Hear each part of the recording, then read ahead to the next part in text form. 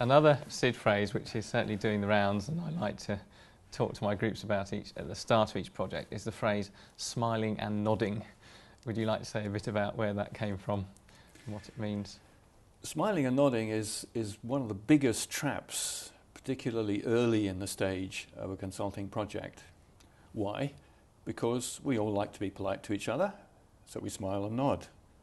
Clients are usually very pleasant people. They will be nice to students, so they will smile and nod. They want to be friendly, and they will usually smile and nod at most of what is said until they get really, really upset. Likewise, as a tutor, as a supervisor, you'd rather smile and nod at the students than be rough and tough and aggressive with them. And quite clearly, the students usually want to please the client, so they will tend to smile and nod at whatever the client says. At least it'd be nice if they do. The problem is that all of these people are not necessarily understanding what the other person is saying, at which, for example, I'm smiling and nodding to you. I may not have really understood what you were promising to me or what your level of commitment was. I smile and nod at what I think you have said and what I think you have committed to, because you seem to be saying some of the things I want to hear at this moment. And if I want to be nice, I smile and nod and keep it going. Very early on in a project, everybody is smiling and nodding at everybody. If you were good enough to get accepted for the project at all, you have some credibility, and the smiling and the nodding and the politeness will continue. Let's suppose that the student group and the client didn't understand each other completely, which is actually pretty common. It's quite a long way down the line, maybe interim, maybe even later, that the client finally realizes that what they've been smiling and nodding to, I'm going to get a business plan, I'm going to get a market analysis.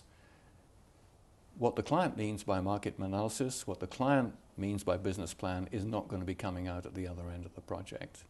At that point, the smiling and nodding may cease, and students get very upset because they thought they were getting a smile and a nod, they thought they were getting a contract from the client. Yeah, I'll approve everything you do, your plan is great, you have the right to do what you think you want to do, and I'm guaranteeing to smile and nod at the end. So if the client gets aggressive, there's a disconnect. Sometimes the client won't get aggressive. Sometimes I get a telephone call 20 minutes after the presentation saying, this is 180 degrees wrong. Can you somehow tell these students that it's not what I want? It's not giving me anything. Yes. At that point then, if that happens, the supervisor becomes the channel for the client to stop smiling and nodding, and the supervisor has to stop smiling and nodding. So you get a flip between very nice social behavior and what feels, when you're receiving it, as very nasty social behavior.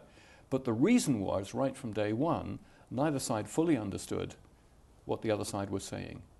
Yeah. We knew what we wanted, we heard things that were not incompatible with that, so we smiled and nodded. So the big risk for students is that smiling and nodding conceals a problem.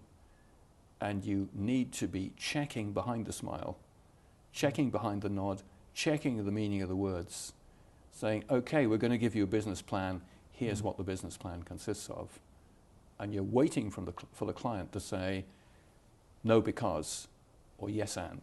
Those are the two most useful things a client can say to you. Tell you it's dead, you're actually wrong, or you've said enough to justify being told more, and then you're learning something.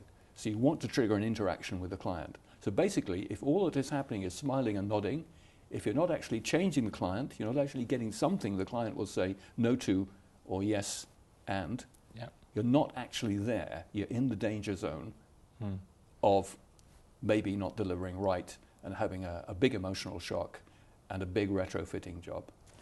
And I mean, this links very much to the first thing that I was told as a consultant, which was a surprised client is an unhappy client. It's all about, trying to avoid different expectations as you go. And certainly, I think that also applies to supervisors. A surprised supervisor is an unhappy supervisor. And what I recommend to my groups to try and help with this is that every meeting that we have, I ask for a note of the meeting which will record key actions, but also the key understanding of the points that I got across, or at least I hope I got across, from the students listening.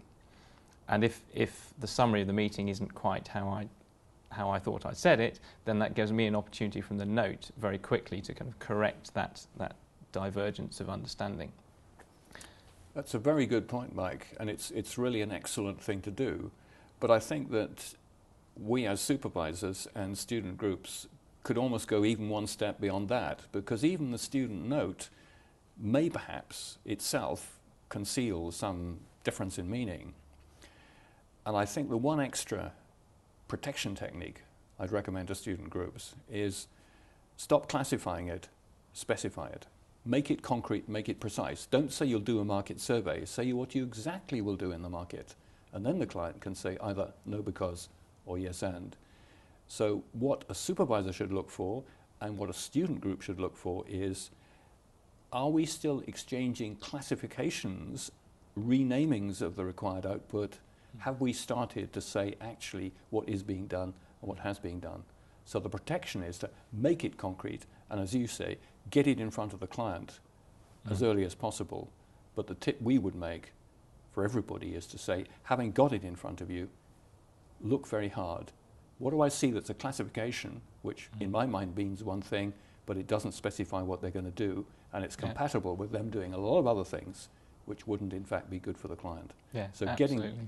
Getting beyond classification is the one extra thing that you can do when you've got the notes of the meeting. Absolutely. I mean, the number of times I have written on student documents, be precise, or what is it exactly? Yes, it's getting into that, getting beyond the generalisms, getting beyond the classifications, into exactly what you're going to do, where, who, when, all those kind of details. I completely agree with you. Absolutely. This reminds me of a presentation that a student group gave a couple of years ago to the European Vice President of a world-famous card company, which I better not name. And there were two visible clients who had been guiding the students all the way through the project, two very, very bright people from different parts of the planet. And they warned the students, this guy will talk only about method, how you did it, exactly what you did. He will tear you apart on that. And those visible clients did not say one word throughout the whole of the presentation. It was an hour and a half of the Vice President tearing apart exactly what was the path up to the evidence and up to the business recommendation that was coming out at the end of the project. Yeah. So that's just the kind of the way of thinking that we want our student groups to be schooled in, isn't it, to develop through the projects. That's right. And over the course. Get your criticism in first. Get your retaliation in first. You know, be as tough with yourself as the client is going to be with you at the end, because that's professionally what you should be doing for the rest of your life. You learn to be very cautious, very careful, very analytical in structuring. To have your defence, yes, in place.